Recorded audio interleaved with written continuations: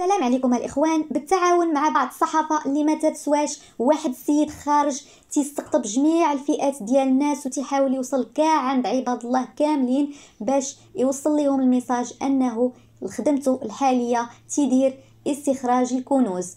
فهو علاش تيقول لكم هاد الهضره هادي؟ كان ممكن انه يحتفظ بها لراسو ويمشي يقلب على هاد الكنوز هادو لراسو ويجيبهم لراسو وينتفع بهم ويهنينا ويهني الوقت، ولكن الحراميات والفعايل ضروري ما انه خاصو يقلب على الكنوز الحقيقيه اللي هي الفلوس ديالكم المغاربه اللي تتصنتوا ليا. فلوسكم هما اللي تيقلبوا عليهم وهما اللي تيستقطبوهم وهما اللي باغينهم.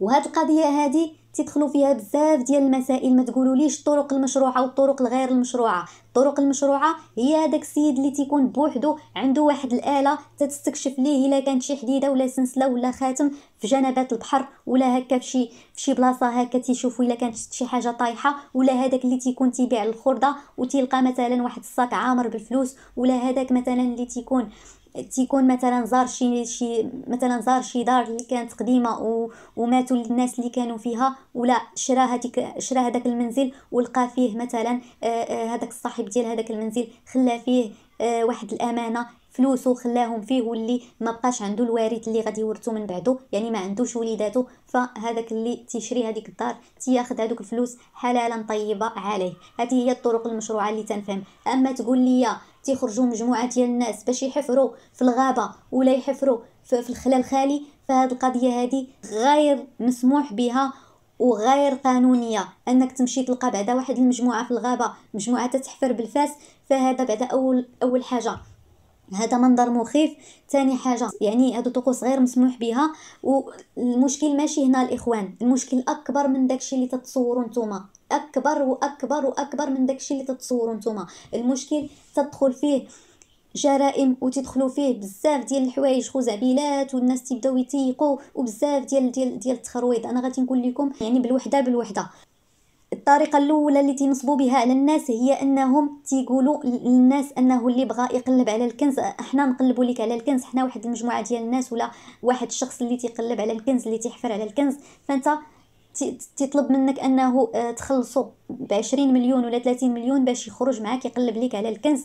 واللي فاش تخرج معاه وتقلب لك على الكنز ما تتلقاش في النهايه. كاين الطريقه الثانيه اللي تيديروا بها النصب، وهي انهم تيقولوا لك غادي تخرج معنا في الطقوس ديال البحث عن الكنوز اللي تنديروا، وداكشي اللي قسم الله غادي نقسموه مع بعضياتنا. واحد شويه تيثبتوك مزيان وتيقولوا لك في اخر لحظه باللي خاصك تجيب معاك الفلوس ديالتك، وهذوك الفلوس تيقراو عليهم طلاميس زعما، وهذاك الجن غادي يعاود يجيب بحالهم مره ثانيه وكيصدق هذوك الفلوس تياخذوهم ليك وتتكب بالماء على كرشك وتترجع حديده ما عندك حتى شي حاجه.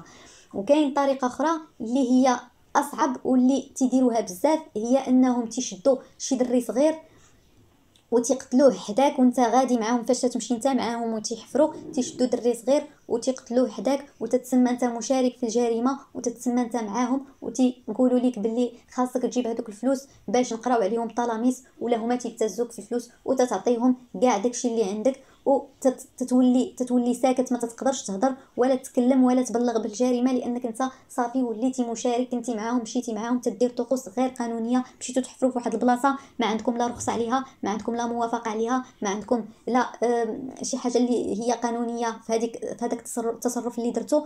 ف هاد الثلاثه هادي ديال الامور هي اللي تيديروا. وكاين اللي تيبقاو يقولوا ليه هنا ما لقيناش غنعاودوا نحفروا هنا، غنعاودوا نحفروا هنا، غادي نعاودوا نحفروا هنا، ومن بعد واحد شويه تيقولوا ليه غادي نحفروا في دارك، حتى تيشوفوا شنو عنده مزيان وتيبتزوه وتياخذوا ليه دوك الفلوس، ولا هو تيعطي بخاطرو دوك الفلوس لانه تيوهموه وتيقولوا ليه باللي حقا هاد الفلوس هادو غادي يمشيو وغادي يجيو وحدين اخرين وغادي يجيو ما اكثر بحال هكا، حتى تيطيحوهم في الفخ وتنصبوا عليهم. وهاد الناس هادو اغلبيتهم ما تيخليوش من وراهم دليل وما تيخليوش من وراهم شي حاجه اللي هي ملموسه، فهذاك الانسان اللي تمشي يدعيهم ما تيلحقش من وراهم. وكاين البعض اللي لحقوا من وراهم حسب داك الواقعه، الا كانت ملموسه فيها شي حاجه اللي ملموسه راه غادي يلحق من وراها. يعني غادي ياخذ حقه عند الامن، ولكن الا كانت شي حاجه اللي هي ماشي ملموسه فراه ما غاديش ياخذ حقه عند الامن وغادي يكب الماء على كرشو. فهاد الامور هذه خطيره بزاف. حنا لحد الان ما عرفناش شكون اللي فاز بجوج ديال الدراري من خيرة الدراري ومن خيرة الاراضي اللي تولدوا فيها هاد الدراري هادو. يعني عندكم الطفل هشام، وعندكم اللي قبل منه يعني قبل منه بسنوات اللي هو الحسين واكرم.